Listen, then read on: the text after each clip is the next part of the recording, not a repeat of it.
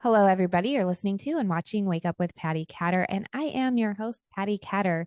Today, I have David Reed with me on the show. David is an Army veteran who's retired from the Army, and he's also a retired law enforcement policeman. So, hi, David. Welcome. Hi, thank you for having me. Yeah, I'm happy that you could be here finally. We've toyed with the idea for a while. So some of my followers might have seen me post a little bit about somebody who sent me some cool things from Air Force One, and it was David. So Yeah. um, I'm going to go ahead and just let you tell my listeners a little bit about yourself. Well, you don't get to be my age without having more than one life. And, you wind up, there's more than one significant event, more than one thing. So it's kind of hard to say I am this. And I think that's true of everybody. I started out as a young man, and I wanted to join the military. I wanted to be a cop. I wanted to do those things. This was in the 70s when those were not attractive concepts. My parents constantly dissuaded me from this idea. But I went to college. I did not graduate initially. It just wasn't for me. And I wound up kind of almost sneaking off and joining at first the Air Force. And I went into the Air Force when I was, 18 years old. It was in the late 70s. And they shipped me from Appalachia, where I was raised, up in the mountains, okay, right near the Cherokee Indian Reservation in a town called Cullowhee.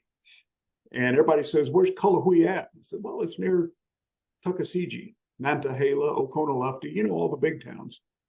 Uh, so I really kind of I have fun with that because those are all Cherokee villages, but I would point them at where on the map. And I moved from there out to New Mexico, and you talk about culture shock. Suddenly it was flat, it was wide open. You could see 9 or 10 miles down the road and see a grain elevator or something like that in the distance. So at a fairly young age, I got a pretty good dose of culture shock moving out to New Mexico, but I absorbed it. I wound up loving it. I would still love to go back out there and spend some time. But from there, I got moved to Washington, D.C., another culture shock. And as a military security specialist with the Air Force, I wound up being accepted to the program to work on board Air Force One when first Carter, then Reagan was president. And that probably more than anything sort of changed the tone of my life because it was such powerful drama being played out. You would see something on the news and I could say, I know exactly what was going on.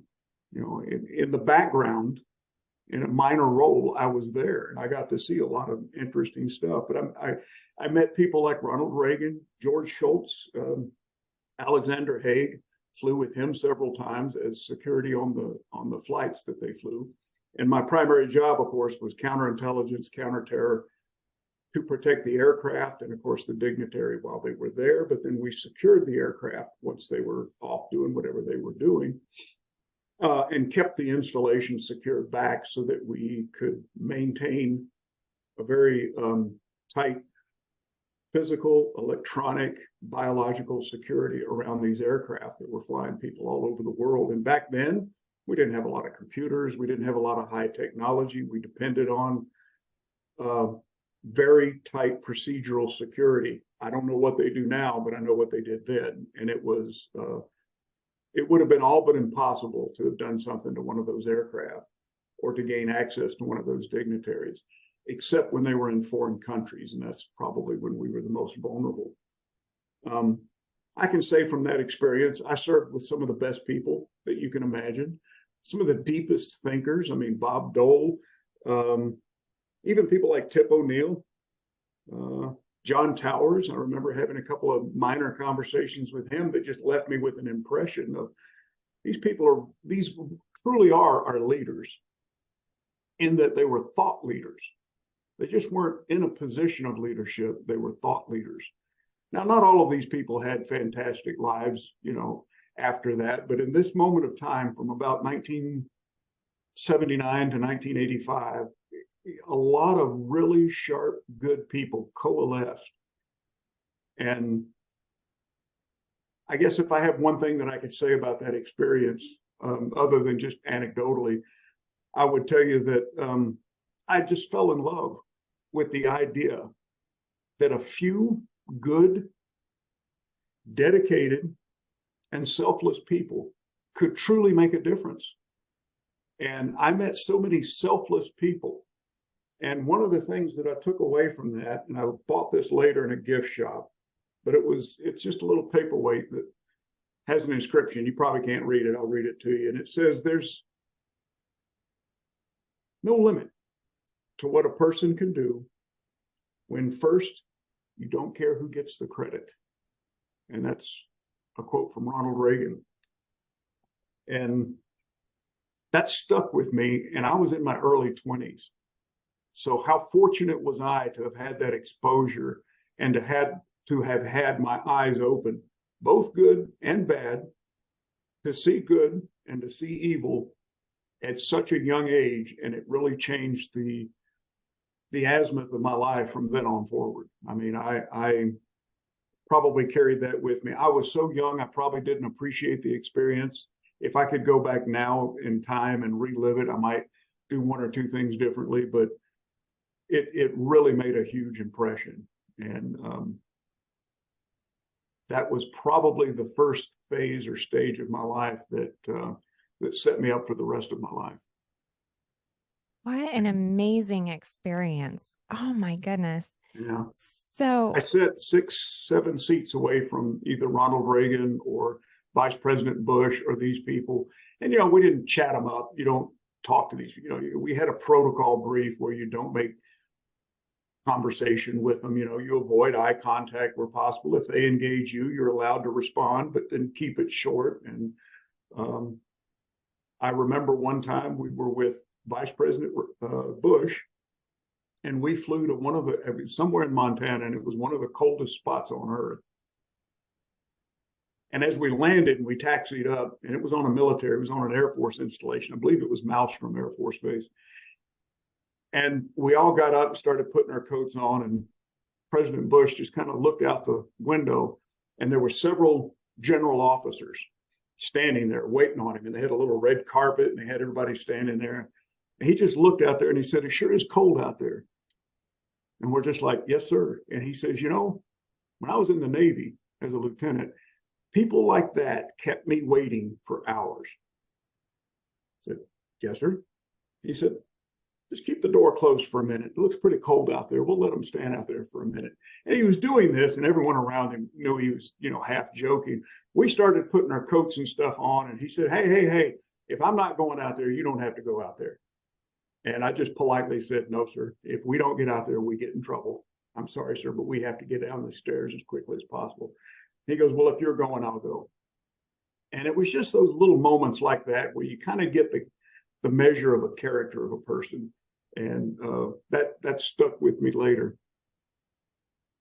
a lot of people don't realize or think about the presidents who we've had and their families, the thought process behind some of the decisions that they make. But even as silly as it sounds, Right. getting off of that airplane, people don't think into about. The cold. Yeah. Oh my gosh. He played golf, and Reagan did not. President Reagan was not a golfer, but he wanted to be. And Vice President Bush said, "Well, let's go play golf. I'll show you what I know." And Reagan said, "I've tried it 2 or 3 times over the years and never stuck." So they scheduled on a Sunday afternoon to come to Andrews Air Force Base because it would be a secure environment where they could play golf and not have a crowd of people around them and all of this, and also, better security. So they got out there, and I mean, they hadn't played 5 holes, and Reagan began talking to one of the Secret Service people and one of his staff, and he looked around, and there were several of us ringing that golf course to make sure they had, a private but also a secure environment. And Reagan just looked at everybody and said, "Let's stop this. We're ruining all these people's Sundays.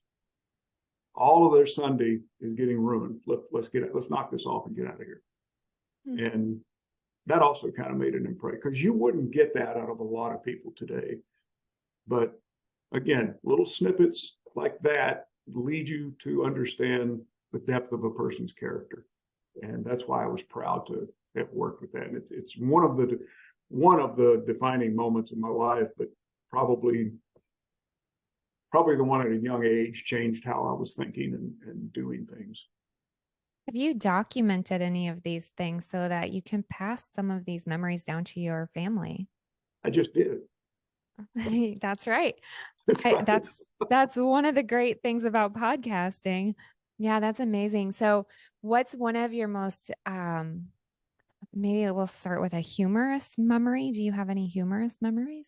From those days, Yes. I got a lot of humorous memories from my various careers that I've had, but from Air Force One, the one that my dad liked, and my dad told it.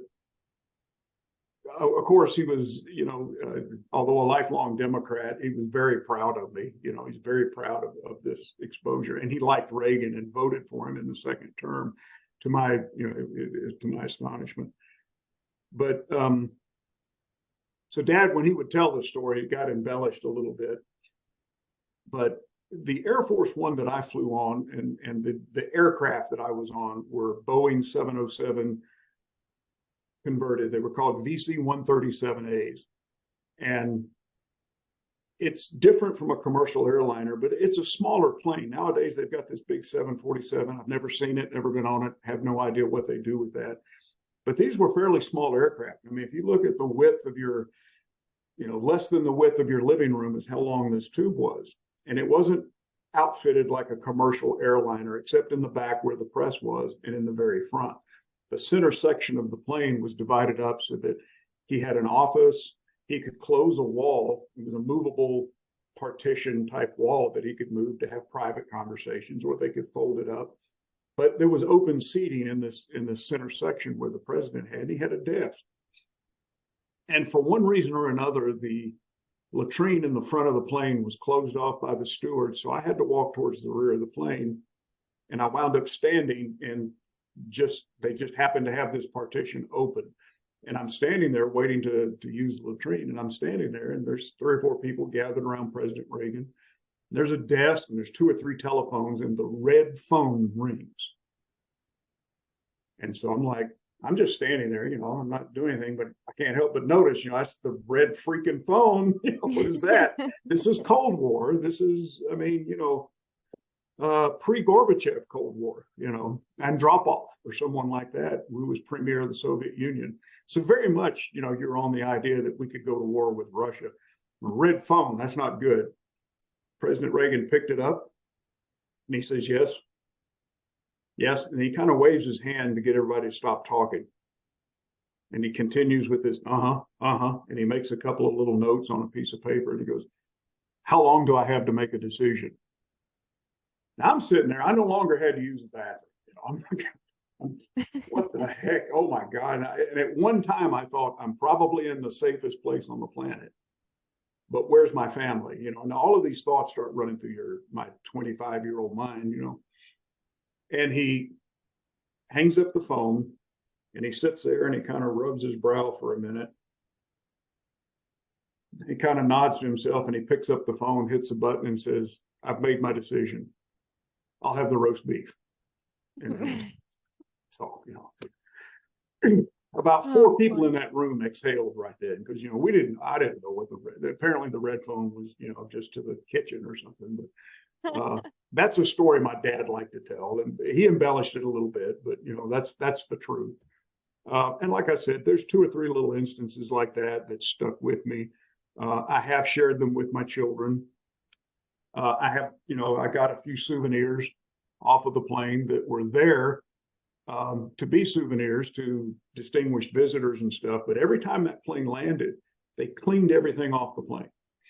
Every stick of gum, every roll of toilet paper, everything came off the plane and was discarded. They never reused anything, with the idea of avoiding some sort of biological contaminant, poisoning or something like that. But the stewards even would take the seat cushions off.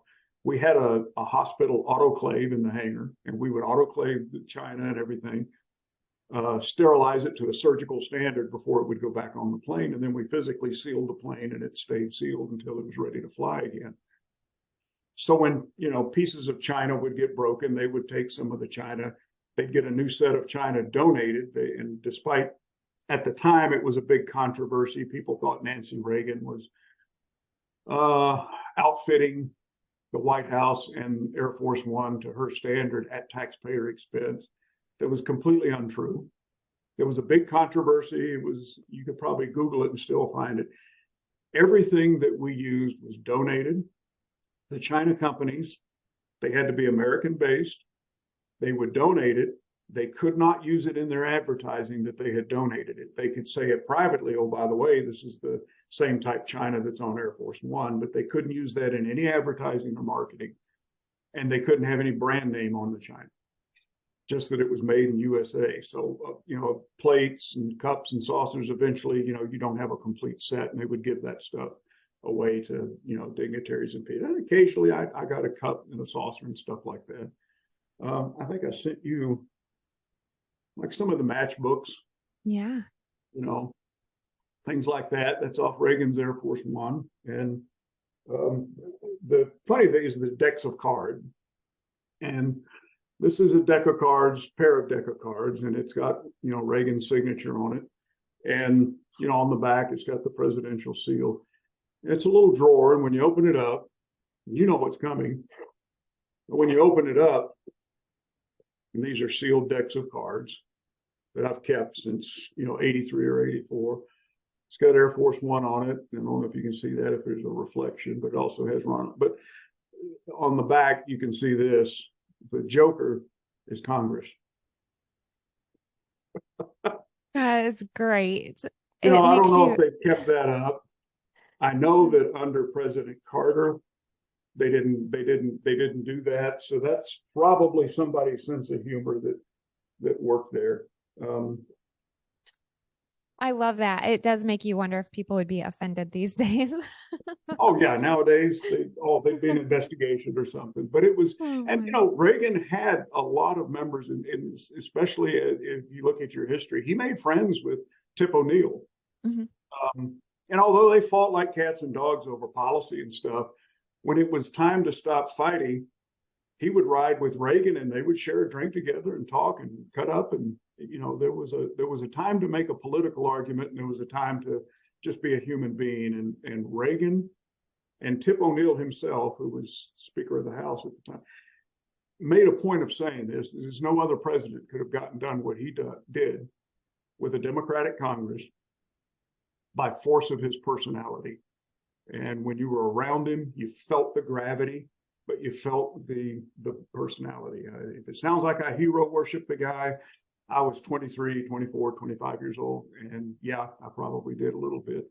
History paints a slightly different picture of his later years in the White House. A lot of, supposed controversy and stuff.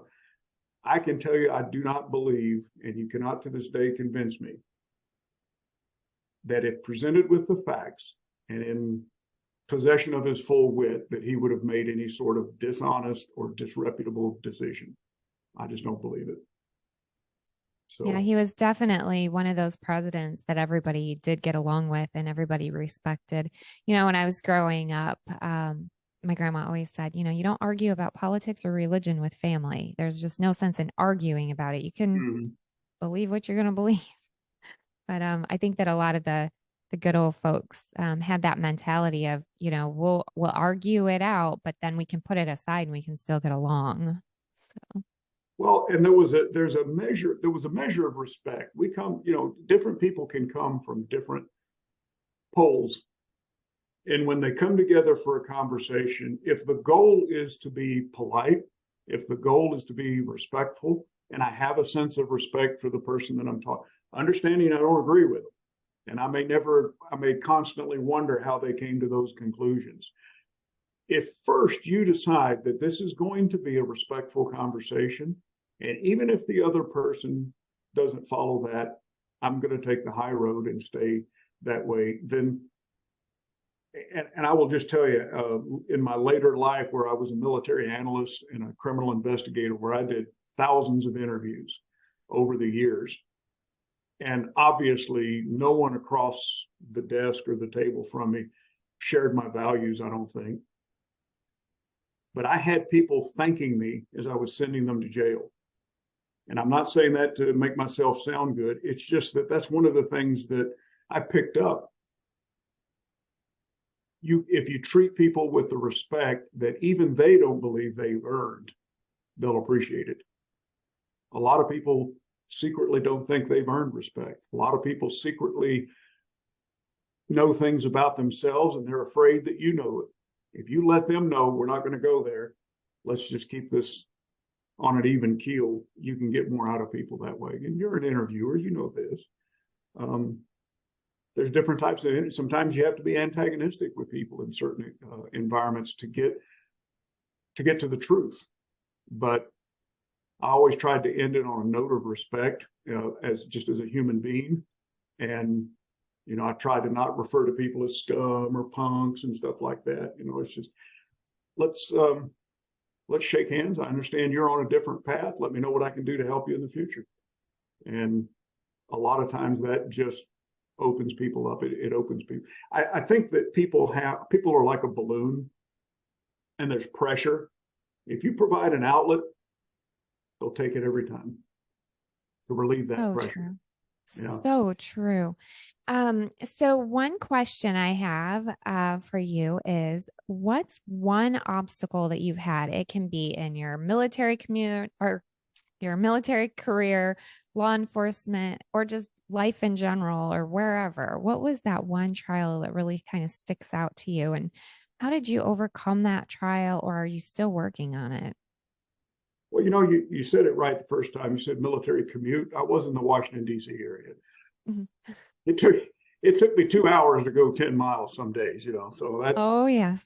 That was a trial I had to overcome right there. I knew you were going to ask something like this. And so I've thought about it. And like I said, no one gets to be my age without having more than one life, more than one obstacle. And to pick one is the most significant. It's kind of hard. I've kind of broken it. First of all, I think that probably what truly changed my trajectory in life too, in addition to having the opportunity that I had as a young man, was having children. And I was no longer alone. My decisions were no longer just impactful of me, it impacted other people. And I took that very seriously. I think that, how did I overcome this, or did I adapt to this, is you adopt your thinking. You're no longer allowed to take the sharpest edge of an opinion. I'm no longer able to push things as far as I would want to, maybe, as from an emotional side. I always had a buffer and I always had a safety that said, stop. Your kids are, if you picture your kids standing right behind you, would you take this position? Yeah, I've heard that on the reverse side. That's so funny. You just threw me off there because I haven't heard this in a long time, but my dad always told me, you never know, you could turn around and I might be standing there. So for you to say that, I'm just like, wow, I haven't heard that in quite some time. So the family is one significant thing. The other was that, and we didn't talk about this, but in my civilian military career with the Army, I was trusted at the Pentagon level, at both DOD and DA, Department of Army levels, to completely evolve military police law enforcement training and standards. Everything from equipment to how they organized, and all of this was post OIF-1. And it started when, there was some military police in theater and they were charged with setting up a police station. And these military police looked at them and said, well, we've never been in one.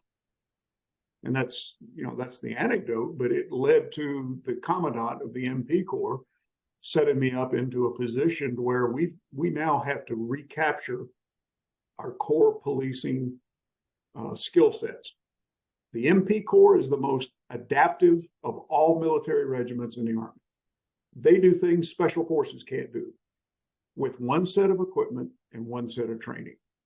And so to expect it to be able to manage combat crossings of a river, route reconnaissance, host nation police training, prisoner, internment and resettlement, and at the same time come home to, say, you know, Fort Benning and patrol the post like a civilian police officer. That's a broad skill set, and it's the broadest skill set of all that's required with one, you know, 20-something week school. So one of the things I was tasked with as a civilian, as the chief of force protection, was evolve all of the training standards. And as we began doing this, because the Army leads the way, next comes the Marine Corps. You know what? This is a great idea. Next comes the Air Force. The Navy, I don't think they've ever got it, but well, they don't really have a military police corps. The shore police are not military police. But then you get into, you know, DOD, the NSA, Defense Geospatial, the Defense Logistics Agency. They all have either military or civilian law enforcement officers, and they were trained to no common standard.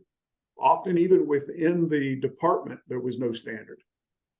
So we eventually, from 2003 to around 2019 is how long it took, but we wound up with a Peace Officer Standards and Training Commission, or post commission, modeled after state post commissions that designed and developed the training and standards for policing across the DOD.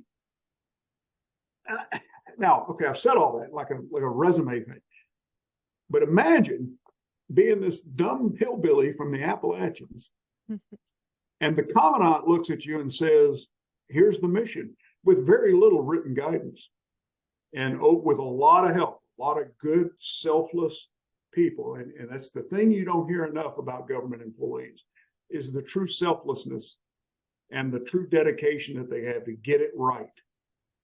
Not all of them. There's plenty of fat, lazy people that don't give a hoot about anything except their own paychecks. But the people that I had the opportunity to work with,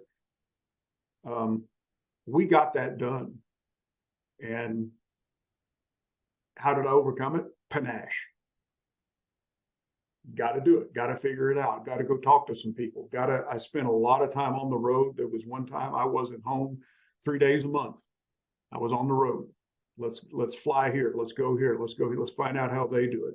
And with the commandant borrowing his stars, we were able to get an international standard. How do the French police do it? How do the British do it? How do the Italians? How do the Russians do it? And we developed, redesigned, and re-engineered the military police corps from the inside out, so that now we're the model for DOD. I didn't do that by myself. I was just the guy that was appointed to lead this effort. And I used to say this, you know, they say success has many fathers. Failure is an orphan.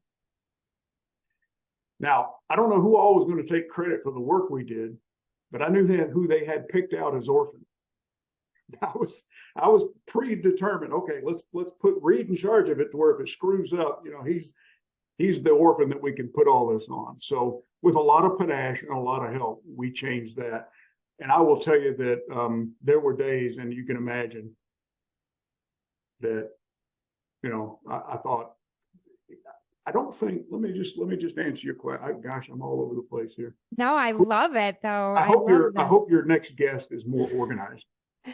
No, this is fantastic. These are actually, David, your stories are my favorite, because I feel like I need a whole series just with you, because your stories are so vast and they're so important to keep and hold on to for future generations. And yeah, I'm going to make sure that the show actually gets filed in the government archives. There is a way to do that. I'll figure it out and do it. Yeah, there is. There's just, I think that all of us, if you look back, and I mean, you look to me, you're very young. If you look back on your life, and people look back on their lives for the significant event, like what you've asked me to talk about, it's those moments when you're living the most acute life. Things are important. You're scared of failure. You don't have everything you need to succeed. And you've got to pull it from somewhere deep inside. You've got to surround yourself with the right people, because it's only in those most acute moments that you really pull your best out. this is true in almost every avenue of life, but overall, it's moments like what I described when I was on Air Force One. That's a no failure zone right there. You could not fail. When I was working with these law enforcement standards and training, policing standards for all of DOD, it was like there were a lot of really big, important people looking at me, not because I'm important, but because I was the guy. I was the guy that everybody knew my name. And it was zero tolerance for failure. And I think that's when you realize I've got to up my game. I've got to do this. I've got to get it done. Nothing's ever done perfectly, but those are the moments that you take years later and remember as those most acute moments in your life. I think that's probably my answer to you. So true. David, thank you so much for being on the show. I Sure. wish I had so much more time, and maybe I can have you on again.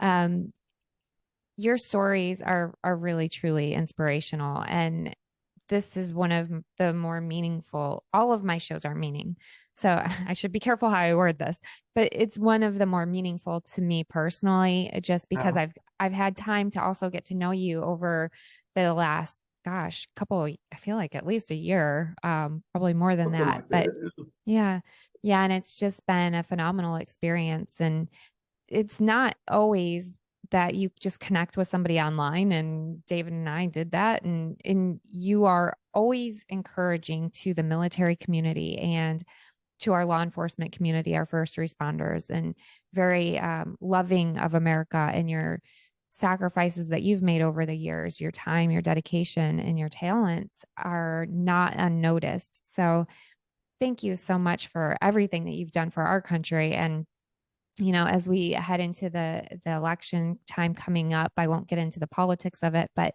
I truly believe that stories like yours need to be out there so that our younger generation can see how it's supposed to be done. And so you've been a great example and a great leader. Thank you And so much for those kind yeah, words. It's been my honor to serve in those capacities, and almost accidentally sometimes to wind up in these positions of responsibility or positions of service. So I would say that it's a confusing time. These are confusing times, especially for young people. So thank you for being the bully pulpit or the broadcaster to let people know there is a light, there is a way, there is a path.